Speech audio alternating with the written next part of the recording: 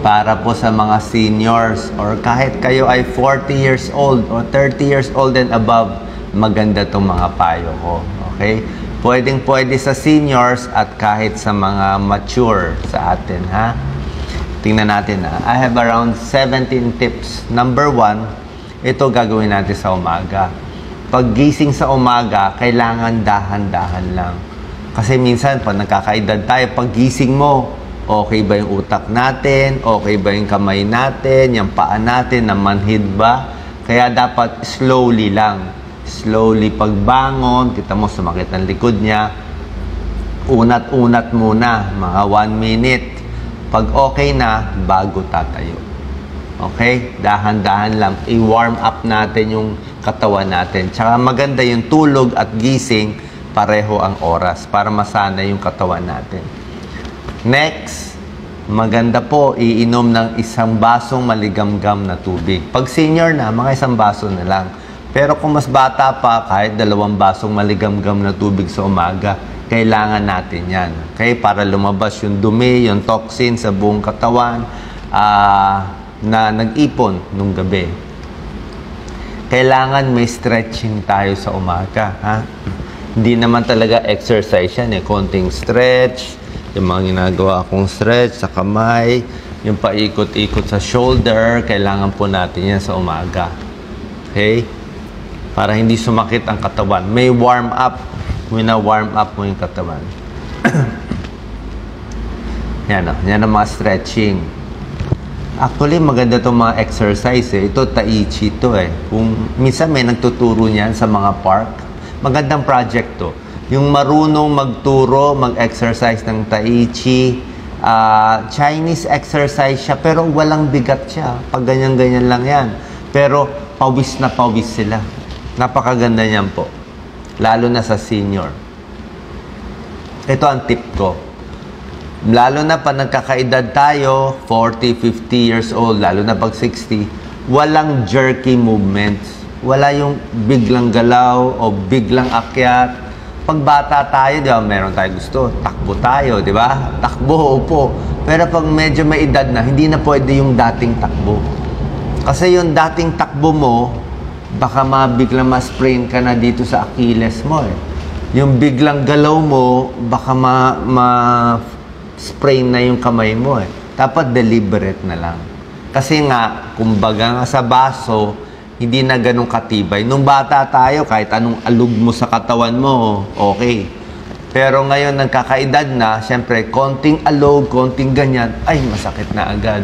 Ay, yung buto tumunog na. Hindi na masyado maka-twist. Diba? Yung kamay, hindi na masyado maka-open. So, ibig sabihin, mas kulang na yung range. Yung range of motion. Kaya, walang jerky movements. Lalo na, hindi na lumalabo rin yung mata natin. Yan. Ito mga tips natin sa senior sa umaga. Kailangan masustansya yung almusal. Napakahalaga ng almusal. Healthy breakfast every day. Naturo ko naman to sa mga video. Itlog, may gulay, may isda, may prutas. For vitamin, protein, and energy. Kasi pag senior na nga, walang gana kumain, walang lasa, di ba? O pwede rin ang gatas. Ito, napakahalaga. Pag senior, o kung meron kayong maintenance na gamot, iinumin nyo na yung gamot nyo. Karamihan ng gamot sa umaga iniinom, di ba? Yung mga pang morning medicines nyo, nakalista. Yan, may lista siya. Monday, Tuesday, Wednesday, Thursday, Friday, Saturday, Sunday. Naka-organize. Maganda may kasama ka, magre-remind sa'yo, uminom na ba ako ng gamot ko? O nakalimutan ko ba yan? May taga-remind. Kasi ayaw mo makalimutan, ayaw mo rin mag-doble yung dose. Yung iba, nagta-timer sa cellphone, nag-a-alarm pa. Huwag masyado magpapaka-stress. Mas tumatanda, mas mainit ang ulo. Accept na natin yun. Yun talaga. May pag-aaral yun. Mas tumatanda, siguro pag sa lalaki, andropause, sa babae, menopause. Mas matanda, mas mainit ang ulo. Bugnutin. So, don't stress yourself. Huwag masyado mainit ng ulo, tataas ang blood pressure mo. Kailangan din, lalo na kung may sakit, naka-monitor blood pressure at blood sugar regularly. Yan, no? Kung meron sariling pang-monitor. Lalo na sa Pilipinas, iwas heat stroke. Iwas heat stroke, oo. Minsan, hindi lang yung paglalabas eh. Ito, paglalabas, mainit, di ba? May dala siyang tubig. Ito, sa loob ng bahay, lalo na sa Pilipinas, pwede kang ma-heat stroke. Ang init kasi. Lalo na kung mahirap lang tayo, di ba, nasa barong-barong, ang init-init ng yero, pwede ma-heat, parang to, si Lola, oh. Naka-face mask pa, maiinitan siya talaga. Lalo na sa may edad, mahina pa uminom ng tubig. Pwedeng ma-dehydrate, ma-heat stroke ang may edad. Iwas aksidente. Masabi ko sa'yo, deliberate movements. Walang masama, kahit 40 years old lang, sundin nyo na to. Yan, no? Dahan-dahan. Okay? Baka ma-accident ka. Lalo na sa banyo. Sa banyo, ako nga sa banyo, kayo, umamin kayo, muntik-muntik kayo mahulog sa banyo, di ba? Minsan kasi ang dulas-dulas ng sahig, ang problema. So, may sahig na madulas, maglagay kayo ng mat. Kung may mat naman, madudumihan. Kailangan may railings. Ako nga, pag nagsha-shower ako minsan, di ba, may mga sabon-sabon, ma-off balance ka eh. Pag bata ka, di ba, masabunan mata mo, bali, wala. Pero pag may edad ka na, masabunan ng mata mo, naghihilamos ka na, nabasa yung mata mo, off balance ka na. Kaya ang ginagawa ko minsan, Doc Lisa, pag naliligo ako ganito, dinidikit ko yung kamay ko sa isang baka sa pader. Oo. Dumidikit ako, o yung katawan ko, dinidikit ko doon sa may lababo. Kasi ano yun eh, tulong yun sa utak natin for balance eh. Tulong yun eh. Ang pang-balance kasi natin, mata, yung katawan, proprioception, yung katawan, yun, tsaka yung tenga. Pag nabasa yung mata mo habang nagsha-shower ka nagsha-shampoo ka sa ulo, nawalan ka na ng paningin. So, ang balance mo na lang yung katawan mo. Yung paa mo na lang nakadikit sa floor. So, mas marami nakadikit, mas may balance ka. Huwag mahuhulog sa CR. Yan, no? Kita mo, yung mga may rug, oh, may rug. Kaya nahuhulog yan, oh. May rug, o may mga gamit. Simpleng aksidente, naku, sayang ang buhay. Diba? Home safety, avoid accident. Pag sa senior, marami sa atin, diba, dumudumi tayo sa umaga. Yan ang isang problema natin. Hindi nyo man na mapansin, pag dudumi kayo, lalo na pag constipated, sobra na hingal. Nagawa akong video niya. Bakit hinahapo pagkatapos dumumi? Bakit hinahapo, hinihingal, tapos umakyat na isang palapag? Bakit? Siyempre, tumatanda, hindi na ganun kalakas yung puso, diba? Marami ng mga sakit-sakit, baka may almoranas. Pas tumatanda, bumabagal din yung digestion natin, yung galaw ng bituka. So, kailangan maraming prutas, maraming gulay, at gumagalaw the whole day. Yan, gumagalaw-galaw para gumalaw. Yan. Yan. Ingat sa constipation, ingat sa pagdumi, o baka ang init pa doon sa banyo nyo, baka magka-heart attack.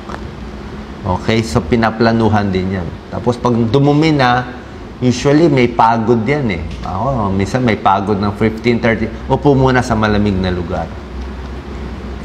Prayer, meditation, gratitude, may tulong yan. Pag natapos mo na yung routine mo, naka-stretch ka na, nakakain ka na, nakadumi ka na, naka-CR ka na yan. Mental health benefits. Tingnan mo yung mga blessings mo sa buhay.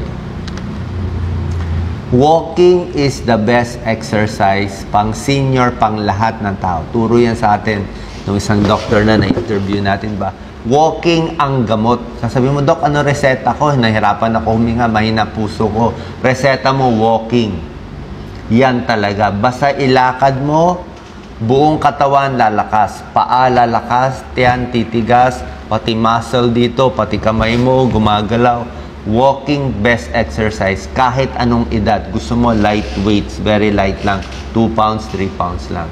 Fresh air pag nasa probinsya. Probinsya ay advise walking sa labas. Pero kung Maynila, baka depende sa baga eh. Kung may sira na baga nyo, siguro sa loob na lang ng bahay mag-walking o sa mall kayo mag-walking. Mall siguro mas better, may aircon. Kasi ang polluted na natin. Sobra pollution ng skyline natin sa Maynila. Kaya lumalabas ka nga, sira naman baga natin. Pag senior na, nagkakaedad, kailangan may lista. Kung ano gagawin mo sa isang araw. O, Doc Lisa Mel, yan, naglilista siya. ilagay mo 1, 2, 3, 4, 5. Huwag din, short list huwag ka maglista ng 20, may stress ka, ang dami. Konti lang, 5 gagawin ko ngayong araw. Pupunta dito, pupunta, para hindi makalimutan. Siyempre, memory problem na rin di ba? Kayo nga dyan, 30 years old pa lang, memory problem na. Write it, stay focused, think about your goals for the day. Yan ang goal nila. Nagsishopping sila. Reach out to a friend. Ito kailangan ng senior, lalo na hindi ka pa naman senior, pero lalo na pag senior na, kaibigan, pamilya, wag awayin ng pamilya, co-worker, kapitbahay, socialize. Kailangan yan for mental and physical health. Pumili ng positibong kaibigan. Call a friend. Okay?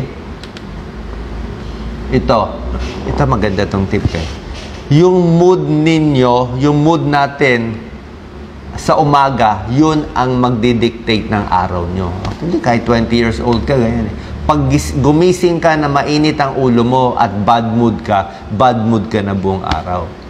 Sa umaga ka dapat pinaka-good mood, sa umaga ka pinaka may willpower na ito gagawin ko. Sa hapon kasi pagod ka na Kaya may routine ka dapat. Umaga pa lang, maganda na mood mo. Tsaka easy lang, sabi ko, di ba? Relax lang sa umaga.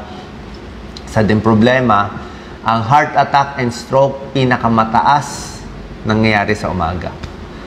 Heart attack and stroke sa umaga. Bakit? Kasi minsan nasusobra excited So, bagong gising bagong tayo, puro galaw, sobra excited ka. Easy lang, sabi ko, di ba? Good mood lang. And last tip, syempre, kailangan mahalin at i-appreciate ang partner natin. Basta may mabait na partner, nagsusupport sa inyo, masahaba ang buhay natin. Kung walang partner, pamilya. Kung walang pamilya, kaibigan. Kung walang kaibigan, aso o pusa na lang ang companion. Pwede rin yon. May tulong din yun. So, dapat mayroon tayong kasama sa buhay. Sana nakatulong tong video. God bless po.